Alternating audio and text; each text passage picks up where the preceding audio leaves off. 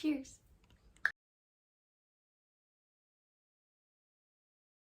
For as long as I could remember, I was the little girl who always wished for happiness. Every single birthday when we would blow out candles, wishing deep, deep, deep, deep inside my soul for happiness to find me. And I remember going to those wishing wells, like where there was like water and like it was a fountain, and asking my dad for a coin and wishing with all my heart to be happy. I don't know how long I did this for. All I know is for what I'd imagine the entire duration of my childhood, every time I made a wish, it was a wish to be happy.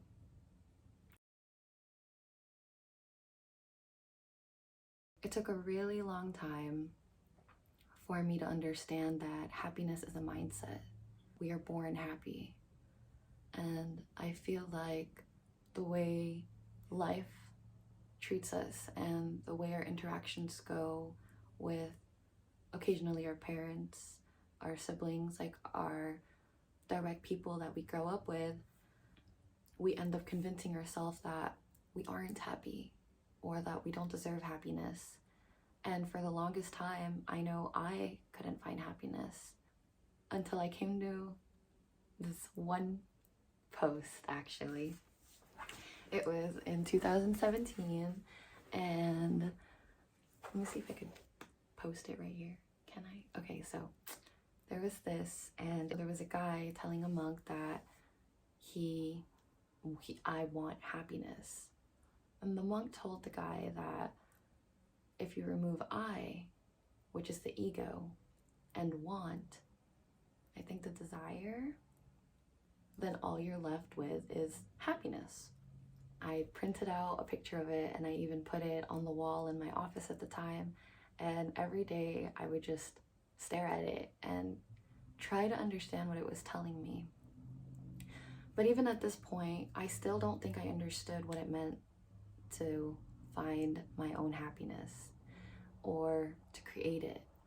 Maybe it's just me and it's the way I work, but it wasn't until I almost lost someone that was very important that I came to the realization that I am in full control of my happiness.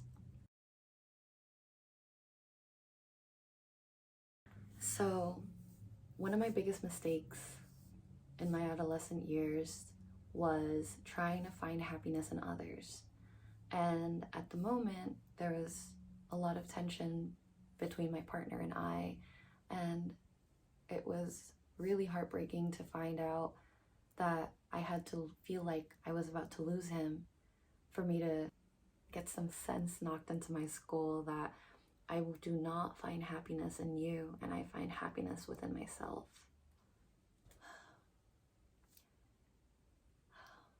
It's kind of a lot to think about. It was a really rough time in my life, but there are lots of lessons learned and we've definitely moved past forward from there. Once I realized that my happiness is not outside, but it's not something that I have to wish for, that it was actually something inside myself, I had to practice and work to create some mindset shifts. Listening more and trying to understand what people are telling you when you interact with them creates an incredible amount of grit. Yeah, grit in your happiness. And also, tip number 2 would be dealing with past traumas and actually going through the shadow work and looking deep inside yourself to see where you lost your happiness. Because like I said, we're all born happy. The only time we cry is when we need something, but at the end of the day, like babies are happy. Like they get to see new things, they're like brand new in the world, so I'm pretty sure they're like big chillin' on the happiness. And at just some point along the way, whether it be past traumas, whether it be experiences, like different things that have lingered with your soul and your brain and your heart, and honestly some even physical tendencies that you may have never noticed, those are really good to deal with, and shadow work will really help shift that mindset you need in order to really just understand what your happiness is. When I was first understanding where my happiness came from, I had to understand that there was a boundary keeping me unhappy in the first place. And that boundary was being stuck in my head. I would just create scenarios in my head about all these things, and it would just put me in this illusion that I was unhappy and that people around me were making me unhappy, when in reality, I just needed to get out of my head. So for me, this is actually when I first started doing yoga, and yoga was my grace and my savior, because anytime I started to feel the anxiety and the sadness and just all these extremely negative feelings that I knew had no source to actually genuinely stem from, I did yoga. And it really helped to just kind of get out of my head. Oh, of course, the first, it was super hard. I was like, oh my God, this is like a real workout, holy shit. But I had a really cool teacher that guided us and just honestly let you sleep in class if you needed it. And I was able to fight my ego. And as I was fighting myself to not force myself to do these poses that I genuinely can't do or shouldn't do without hurting myself, I feel like I was also mentally fighting my brain, like that little voice in my head that was telling me that people were out to get me, people were trying to make me, people were in control of how I felt. And once I was able to do that, I was able to create space for the happiness that I've been longing for. Another thing that really helped, this one I've been doing since,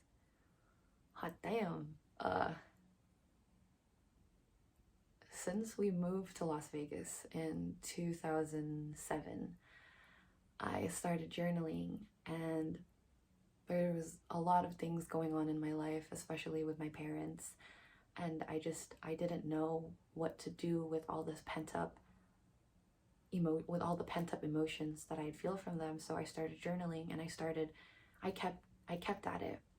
And at some points I would go back and I would reread my journals, and I would see what was triggering me and see what was making me unhappy, and slowly but surely, after like a decade, start observing rather than victimizing myself for every little thing that happened, and being able to measure and observe that through my own words, through my own experience. Honestly, I even looked at my Tumblr a lot too, and I'm just like, I can't believe that I felt that way. I can't believe that I had such a victim mentality, yet I can relate because I remember when I felt that way, and I remember just feeling like I didn't want to be here anymore because of how hard it was.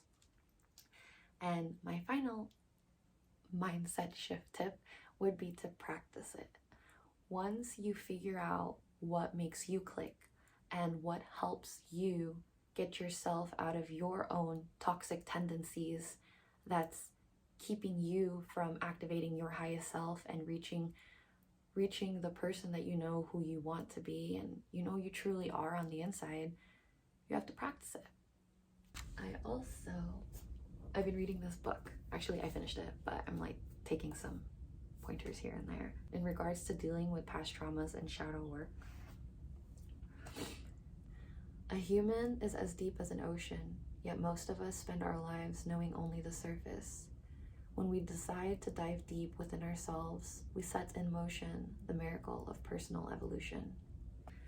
So honestly, I promise, that was step one, is just shifting your mindset and learning what makes you click and learning what presses your buttons, and just freaking listening to yourself. Just stop talking and listen to yourself. I promise it will help.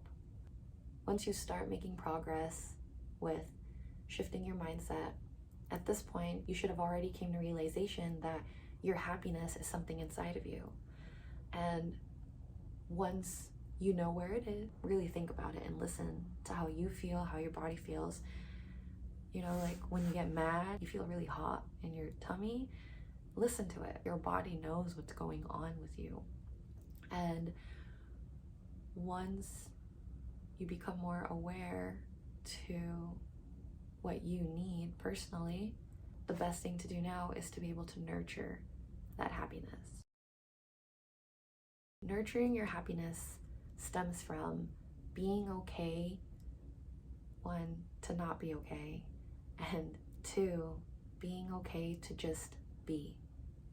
You know, like to just sit here and be a human being and be sad, be mad, be glad, be everything, be anything, be just be without feeling restrained. Like, this is a part of you, and any part of you, whether it's good or bad or not, it's a part of you and it makes you special. And once you realize that you're okay, no matter what you're thinking, no matter how you're feeling, you'll start to realize that although it's a part of you, it doesn't define your happiness. It doesn't, like, I can be sad, but I can still be happy at the same time. And that sounds weird, but you really can. Like, have you guys seen Inside Out? Like, good movie, 10 out of 10. It shows that you can really be sad and happy at the same time, and that makes you unique, and you should be okay with it and really just be, and it's okay. Remember that we're put on this planet to receive, and anything else is just a bonus, you know, like the good, the bad, the ugly. Like, we're here, we're living our lives, and we're here to receive life in its abundance, and life has so much to give us. This one I still have a really hard time doing, but spending more time alone. I'm an extrovert. I came to terms with that maybe a couple years ago, and I thought it was like such a good thing, you know, like I'm like very good at making friends. I can talk to anybody. Like, honestly, I did sales for a while. Like, great, you know, like, but extrovert in its own is also a double-edged sword. And while introverts get drained hanging out with people, as an extrovert, I get drained spending time by myself. But that time alone is not what I, as an extrovert, perceive it to be. That time alone is a time for me to be with myself, with my thoughts, and get to know who I am. And at the end of the day, become my own best friend and find in myself what I'm always looking for in others, because you can't control other people, but you can control how you feel. Even today, I still have a hard time spending time by myself. Almost any time I have any free time, I try to fill it up with people, but I wrote a whole list to myself of various things I want to do by myself, and I am going to practice being alone because I understand all the good that comes from being alone.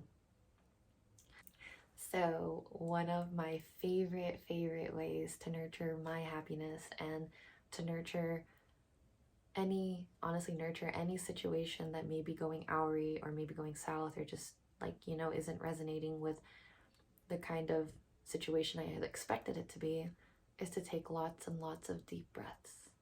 Just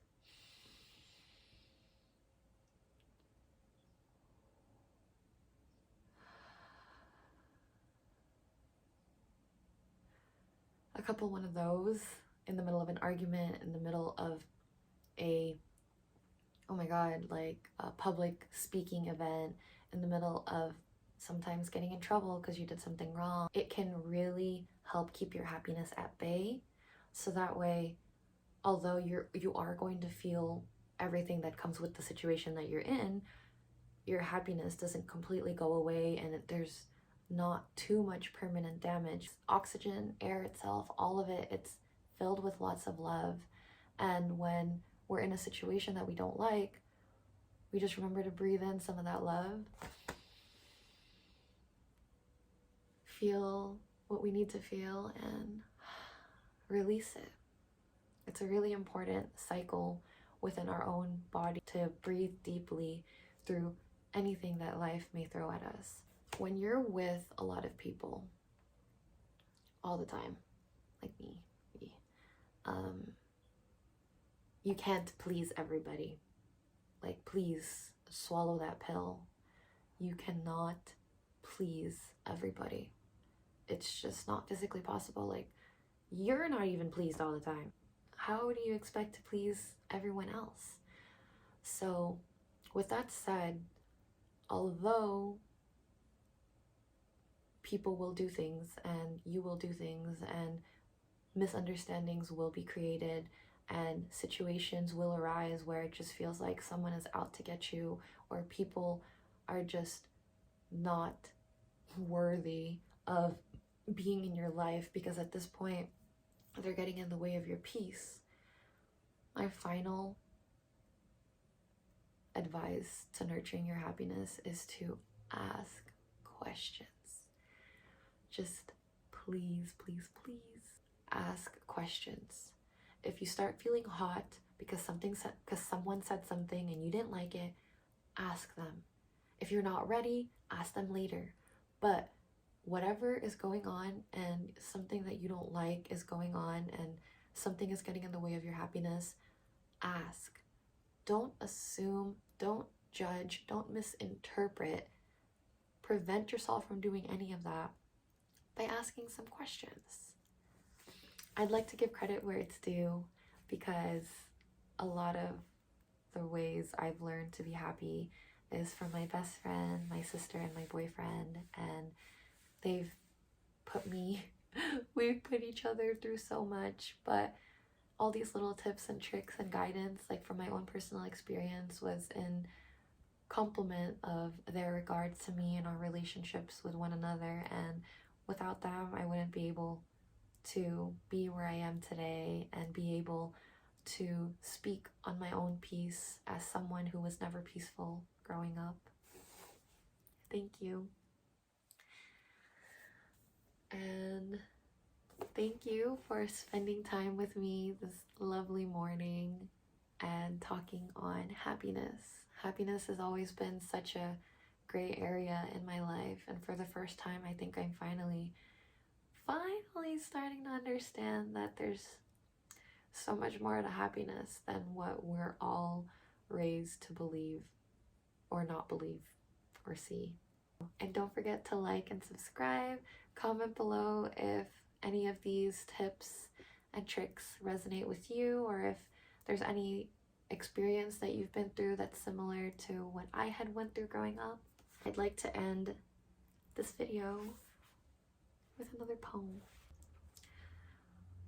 To expect another to resolve all of our issues and give us the happiness we desire is to expect to see the sunrise without opening our own eyes. It is to ask a river to give us nourishment without dipping our own hands into the water. Another cannot answer a riddle that was only ever meant for our own minds to solve. The universe seeks to enlighten and empower us. Thus, it is only rational that we are our own greatest healers. Though happiness will come and go, we do have the power to deepen our experience of it and extend our time partaking in its heavenly nature.